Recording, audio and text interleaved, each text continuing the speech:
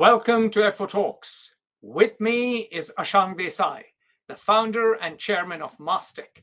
Today we are going to explore the fascinating story of NASSCOM. Ashank, of course, is one of the founders. He's a legendary entrepreneur in the software space. He's also a philanthropist who has done a lot to promote public policy in India. Today, our focus is how NASSCOM was born, India's National Association of Software and Services Companies, NASSCOM, was born in 1988, a little more than 19 months before the Berlin Wall fell on November 9, 1989. 2 years later, the Soviet Union would dissolve. In contrast to the Soviet bloc, NASSCOM went on a rocket ride. Over the years, it has gone from strength to strength. And who better than Ashank, one of the founders and past chairman of NASSCOM, to recount the story of this extraordinary Indian success. Welcome, Ashank. Thanks, Atul. It is always great to interact with you and appreciate your contribution to this whole area of, covering the public policy, covering the politics and economics globally. Thank you for your kind words. So let's get started. What was going on in the IT industry before NASSCOM began? Yes. So this is an interesting story of, as you said, almost now from 1988 till 25, which is close to 37 years. And I always say that I have lived a dream. So it's a dream that we were going to live, which I was not aware when the dream started. But let me go back to, in fact, late 70s, early 80s. That's the area when India was just getting into what I would call as software and IT related thing. For example, Mastek started in 1982. There were a few other companies who started before that.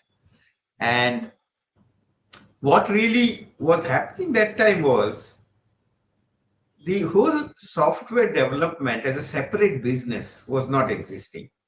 Not only in India, in fact, even in US, it was a very small business because hardware companies used to give software.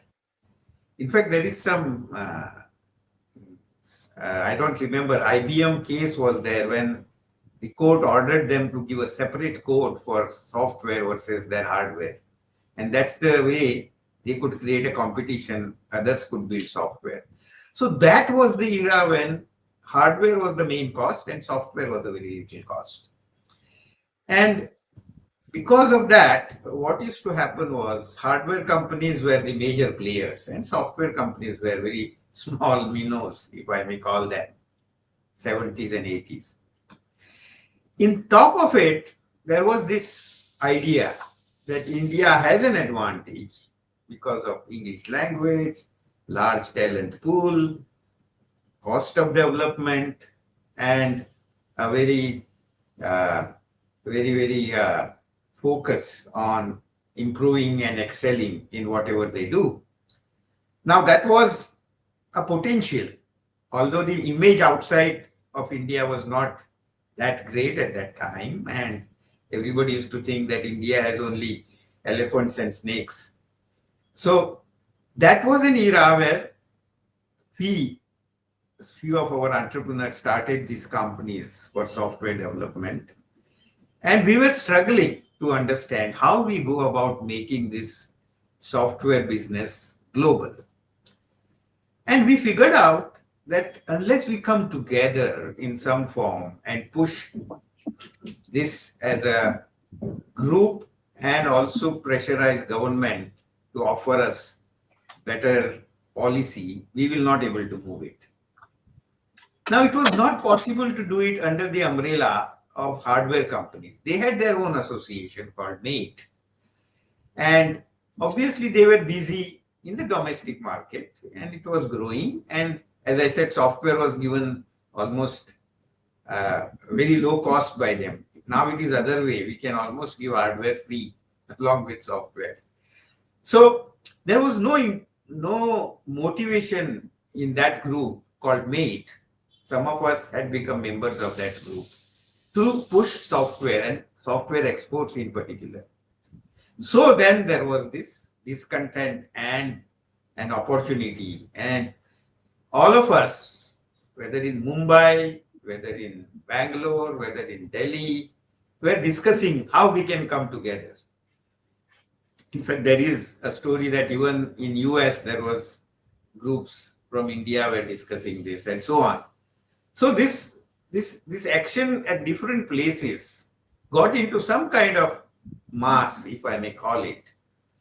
And that mass ultimately converged in Delhi sometime in 87 end probably, or sometime around that, to say what we can do together. And that was an inflection point really, where around 30, 40 of us, I think, if I remember right, came together.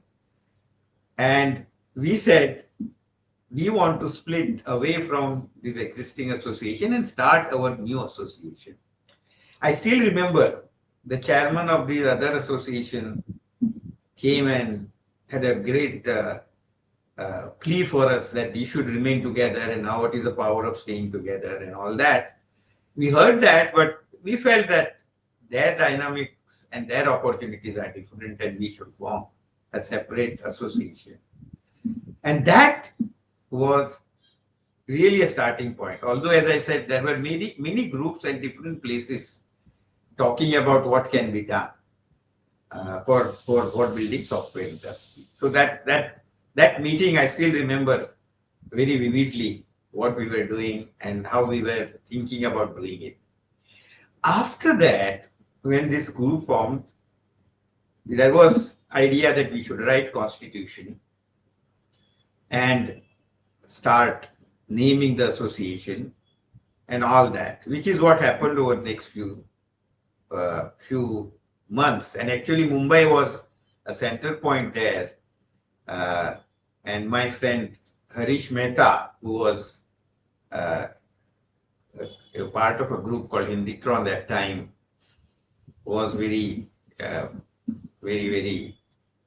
dynamic to move this happen. And then we had others who came together and we sat together and we wrote constitution. We gave a name and we thought about the name. We said, what shall we name it?